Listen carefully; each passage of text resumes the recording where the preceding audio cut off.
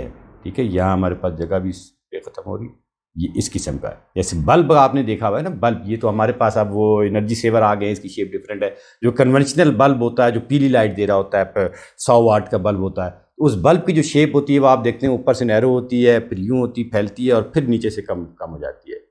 तो ये क्या चीज़ होती है? This is the pressure bulb.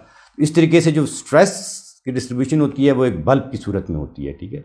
तो इसको हम सॉइल के अंदर, या जो प्याला है आपके पास, उस तरह कह लें कि अगर लोड यहाँ लग रहा है तो लोड की डिस्ट्रीब्यूशन यहाँ तक जा रही है और फिर आस्ता आस्ता आस्ता, क्योंकि डेप्थ की वजह से भी इंटेंसिटी कम होगी ना। यहाँ आप देख रहे हैं तो इसका डायमीटर बड़ा है और जैसे जैसे आप नीचे आते हैं इसका डायमीटर रिड्यूस होना शुरू हो जाता है। तो दैट इज हाउ, ये आप इसको कह लें स्फेरिकल बल्ब है।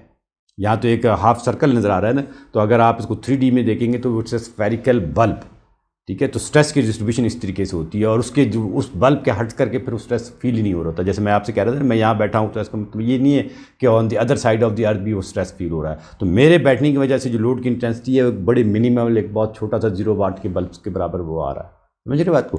तो ये जो है ये स्ट्रेस का इन डेप्थ है। अब हम जबकि ये अंडरस्टैंडिंग बनी है तो हम जाके उस स्लाइड के ऊपर देखते हैं कि वहाँ हमने क्या बातें की हैं। तो ये अब आपको समझ में आ गया है कि ये जो मैंने ग्रीन में लिखा है ये वो डेफिनेशन है जो आप समझते आए हैं, जो आप जानते हैं कि लोड पर यूनिट एरिया, ठीक है। अब अगर आप ये engineering stress and nominal stress की बात करते हैं, ठीक है, नॉमिनल स्ट्रेस भी कहते हैं इंजीनियरिंग स्ट्रेस, तो ये load divided by the initial area, इसका कंसेप्ट भी नेक्स्ट स्लाइड में समझ में। क्योंकि जब आप किसी चीज़ पर लोड लगाते हैं तो आपको ये पता है कि अगर आप टेंसाइल लोड लगा रहे हैं तो इट विल स्टार्ट इलांगेटिंग, और जब इलांगेट होगा तो वो पतला होना शुरू हो जाएगा। और अगर आप किसी चीज़ पर कंप्रेसिव लोड लगा रहे हैं तो it will start expanding, compress होना शुरू हो जाएगा और वो एक्सपेंड होना शुरू हो जाएगा। तो जो क्रॉस सेक्शनल एरिया है वो फिर सेम नहीं रहता, वो सेम नहीं रहेगा, वो चीज़ श्रिंक होगी। और जब श्रिंक होने के पास का डायमीटर कम होगा, डायमीटर कम होगा तो उसका एरिया जो होगा वो कम होना शुरू हो जाएगा, और जब एरिया कम होगा तो डेफिनेटली स्ट्रेस भी बढ़ जाएगा। तो अगर आप जो है वो इनिशियल एरिया को लेकर के चल रहे हैं, वो एरिया जो कि आपने लोड लगाने से पहले था, और उसी एरिया की बुनियाद पर ही आप स्ट्रेस को कैलकुलेट करते चले जा रहे हैं, तो that stress is the engineering stress और द नॉमिनल स्ट्रेस, ठीक है। आगे चलते हैं तो फिर ये है कि true stress. True stress is the load divided by the actual area. अब यहाँ देकर आप देख रहे हैं कि लोड को हम अभी तक एवरेज ले रहे हैं तमाम चीज़ों में, तीनों चीज़ों में load is still average and we are just varying the area. So that is the normal definition of area, and then we are saying if we are calculating the stress on the basis of the initial area, then that is the engineering stress or the nominal stress, and then if you are calculating the true stress on the basis of the actual area, then that would be the true stress. और वो जो मैंने आपको differential और उसकी बात बताई थी, that is the true stress की एक in depth definition है कि what actually the stress is, ठीक है। ये फिर जो नए बच्चों के लिए जो एक इनिशियली जिन्होंने जंप किया है इसके अंदर, उनके लिए अगर आप बात करते हैं तो फिर वहाँ ये जाके बात सामने आती है कि भाई yes this is the average stress. तो आई होप कि यहाँ जो स्ट्रेस की कहानी थी, क्योंकि ज़ाहिर है इसकी कहानी में हम मज़ीद भी बातें कर सकते, तो इस लेवल तक मेरे ख्याल में समझाना आपको ज़रूरी था ताकि आपका कन्फ्यूजन न रहे जो आपने मैकेनिक्स में या जो इनिशियल पार्ट में आपने पढ़ा होगा कि भाई stress is the load intensity पर unit area. That is right, I am not saying that is wrong, but the concept और अंडरस्टैंडिंग वो आपका विजन ज़रूर होना चाहिए था कि ये विजन में स्ट्रेस ये है, और फिर आप उसको आसान अल्फाज में जिस तरीके से भी लेना चाहें आप उसको ले सकते हैं, ठीक है। तो this is the concept of the initial area. ये एफ है, ये सर्कुलर मेंबर था जिसका एक इनिशियल सर्कल था, सर्कुलर एरिया था, और आप इसके ऊपर लोड लगा रहे हैं, ठीक है। आपने जब फर्दर लोड इंक्रीज़ किया तो आप देख रहे हैं कि इसका जो डायमीटर है स्टार्ट रिड्यूसिंग, ठीक है। इसके अंदर रिडक्शन आना शुरू हो गई, इसके अंदर जब रिडक्शन आना शुरू हो गई तो अब इसका इनिशियल एरिया ये था, और जो ट्रू एरिया है, एक्चुअल एरिया है, वो ग्रेजुअली रिड्यूस हो रहा है। यहाँ जाते हैं तो ये फर्दर रिडक्शन आ गई और इसके अंदर प्लास्टिक रीजन के अंदर नेकिंग आ गई। वो जब हम मटेरियल की प्रॉपर्टीज़ को पढ़ेंगे जो हमारे आगे की टॉपिक है, क्योंकि इसके बाद हमारा है इलास्टिक कांस्टेंट, इलास्टिक कांस्टेंट के बाद फिर स्ट्रेस स्ट्रेन डायग्राम हम पढ़ना शुरू करेंगे डिफरेंट मटेरियल की, कि कैसे वो मटेरियल प्रॉपर्टीज़ क्या होती हैं, ठीक है। तो वो वहाँ फिर जाके इंशाल्लाह we would be studying the plastic region and then all those things. And then finally it will fracture. If steel है तो यील्डिंग आ जाती है, फ्रैक्चर हो जाता है, और अगर वो कंप्रेशन मेंबर है और ब्रिटल है तो फिर उसके अंदर एक ब्रिटल फ्रैक्चर हो जाता है उसके अंदर, ठीक है। तो एनी हाउ, सो अब जो मैं समझाना चाह रहा था कि if you are calculating the stress on the basis of this diameter, then you are calculating the engineering stress, and then with the increase or decrease in the cross sectional area, and if you are calculating the value of stress on the basis of the actual area, so then that is the true stress,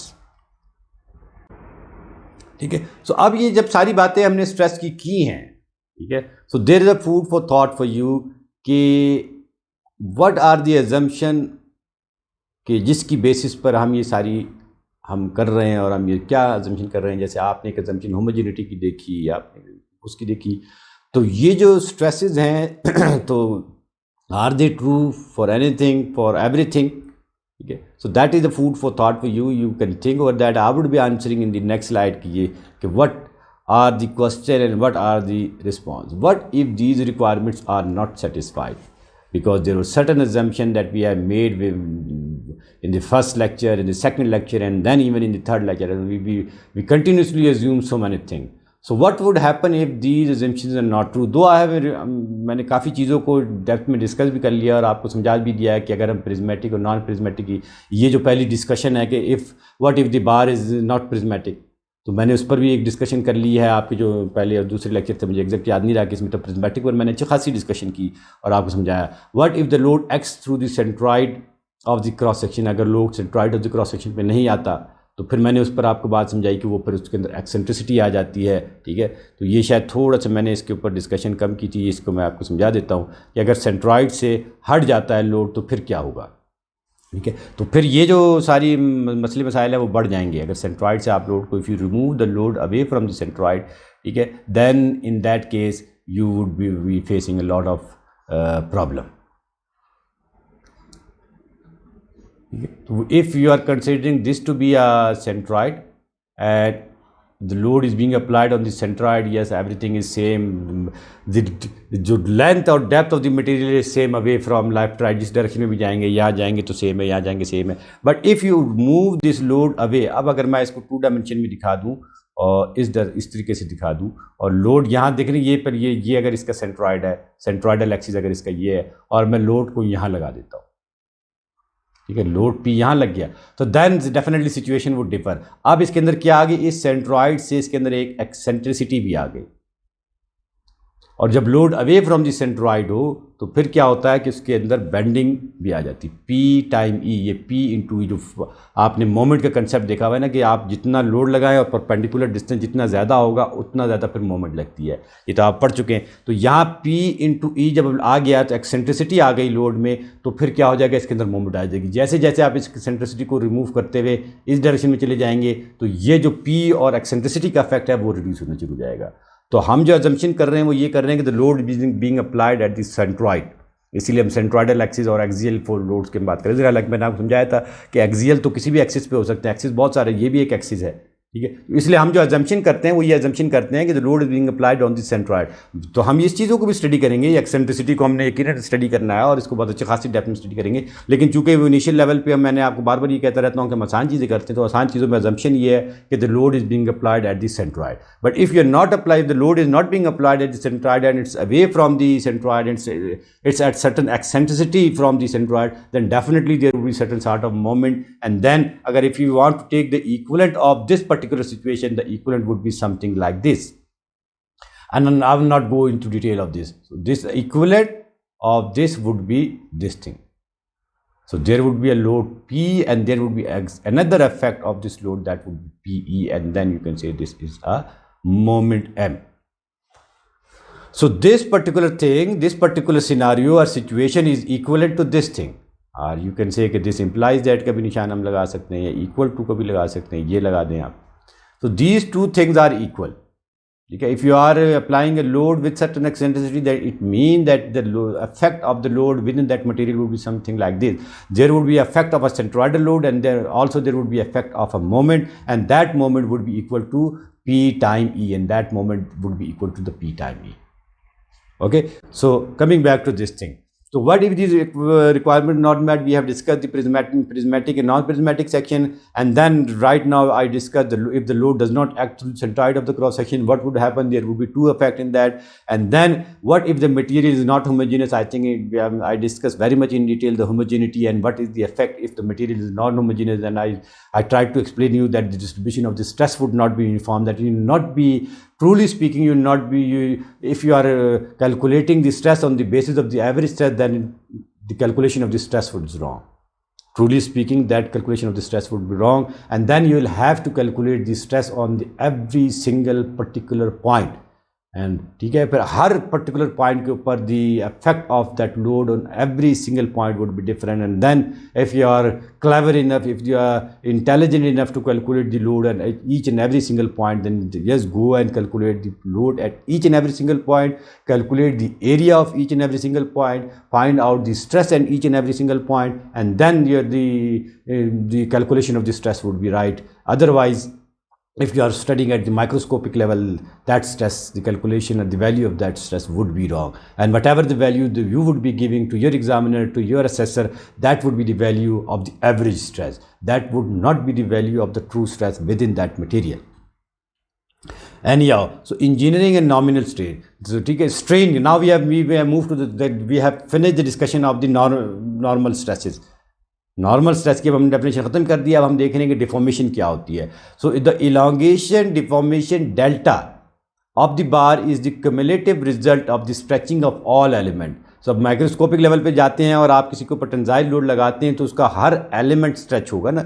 जिस element के ऊपर आप load लगा रहे हैं वो element load अपने दूसरे को ट्रांसफर कर रहा है, वो दूसरे को ट्रांसफर कर रहा है. इस तरीके से हर एक के अंदर कुछ तब्दीली आना शुरू हो जाएगी. तो टोटल तब्दीली, if you are looking at the microscopic level, the total तब्दीली within all the material, if you accumulate that, if you integrate that, if you sum all those तब्दीली और डिफॉर्मेशन, देन जो total deformation आएगी that is this delta.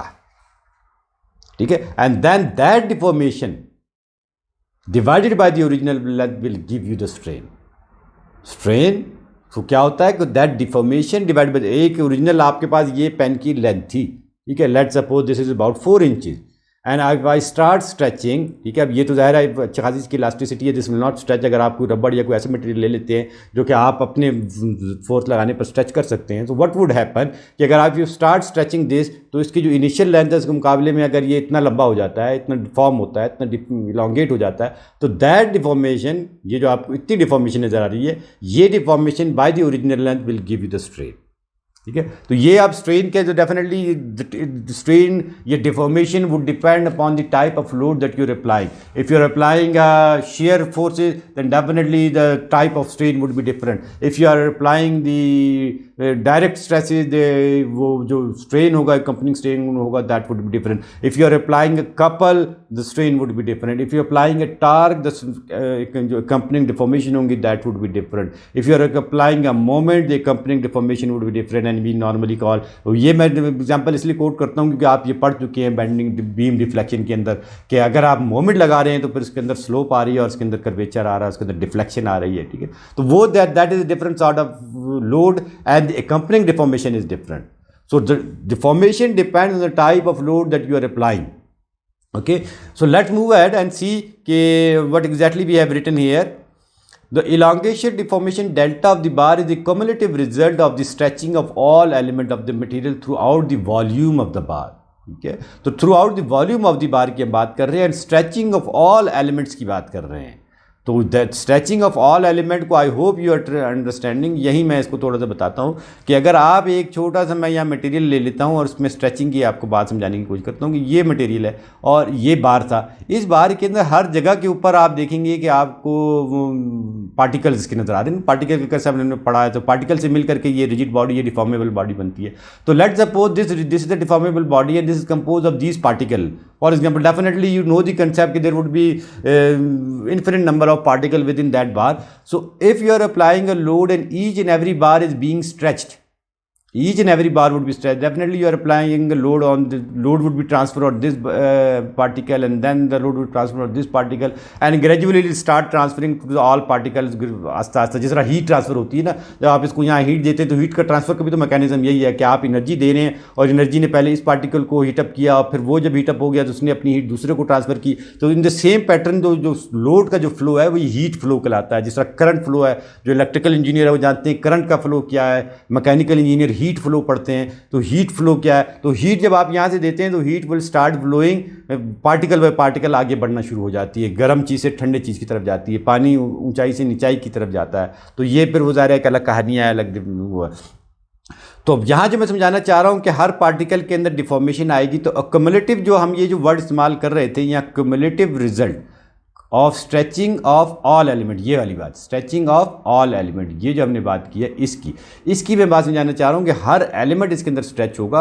अब वो जो हर element की stretching है उसको आप सम कर दीजिए, तो that is the cumulative stretching. और वो जो सम होगा, अब आपको ये जो इसकी इलांगेशन नज़र आ रही है वो यहाँ से, ये अगर आप समझते हैं कि ये बार था और इसके अंदर ये इतनी इलांगेशन आ गई, तो आपको ये इलांगेशन नज़र आ रही है ये। अब ये इलांगेशन क्या होगी, ये अगर होमोजीनियस मटेरियल होगा तो आप इस तरीके से ले सकते हैं, अदरवाइज फिर ये होगा कि अगर नॉन होमोजिनिटी है ना, यहाँ पर वो आके होमोजिनिटी का आप कंसेप्ट देख सकते हैं कि अगर नॉन होमोजिनिटी है, इसका मतलब ये है कि ये जगह अलग स्ट्रेच होगी और ये जगह अलग स्ट्रेच होगी, क्योंकि मटेरियल होमोजीनियस नहीं था, डिफॉर्मेशन थी उसके अंदर, वाइड्स थे उसके अंदर, तो फिर क्या होगा, स्ट्रेचिंग डिफरेंट हो जाएगी।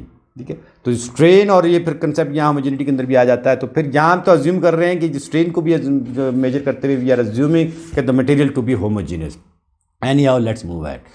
So let us assume the material is same everywhere in the bar, जिसको homogeneous material is same everywhere in the bar का दूसरा मतलब यह है कि material is homogeneous. Then if we consider half of the bar, it will have an elongation equal to delta by 2. तो अगर ये deformation इतनी हुई है on this length L, ठीक है, इन दिस लेंथ के ऊपर हाफ इतनी हुई है, तो अगर मैं आपका मेंबर को यहाँ से काट के एल कर लूँ तो उसके अंदर डिफॉर्मेशन कितनी आएगी by the application of half of the load, तो that would be delta by 2, और अगर 1/4 कर देते हैं तो that would be delta by 4। ठीक है, तो स्ट्रेन को भी हम देखते हैं कि व्हाट इज स्ट्रेन, डिफॉर्मेशन समझ में आएगी, डिफॉर्मेशन क्या होती है। ठीक है, तो that would depend upon the type of the load, deformation would depend upon the type of load. तो स्ट्रेन क्या है कि if the change in length, strain is a change in length per unit length and is denoted by the Greek letter epsilon, इसको epsilon के साथ denote करते हैं कि which is here, कि ये जो epsilon है this is strain। लेकिन अब ये जो चेंज इन लेंथ की बात करें, देखिए यहाँ अगर मैंने डिफॉर्मेशन जिक्र किया है तो सिर्फ लेंथ को किया है। ठीक है, तो यहाँ जो ये जो स्ट्रेन है this is the normal strain.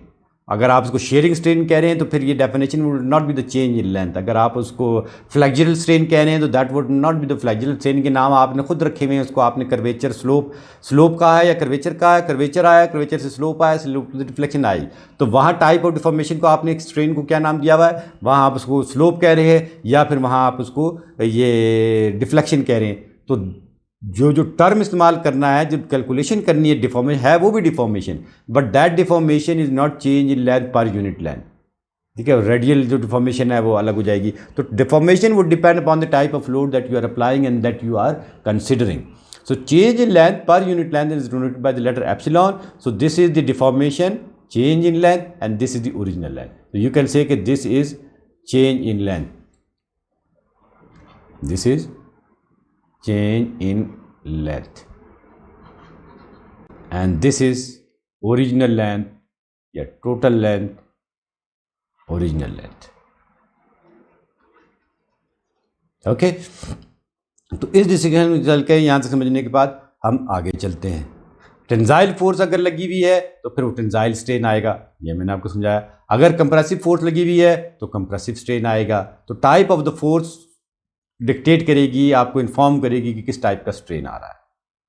So it's a dimensionless property, क्योंकि ये जो चेंज इन लेंथ है इसको भी आप सेंटीमीटर में मेजर करेंगे, तो ओरिजिनल लेंथ है इसको भी सेंटीमीटर में मेजर करेंगे। दोनों चीज़ें अगर सेम चीज़ की होंगी तो deformation would be measure in centimetre if you are measuring centimetre, or in inches, or in metre. ठीक है, और जो ओरिजिनल लेंथ है you will also be measuring that in centimetre, or in inches, or in metre.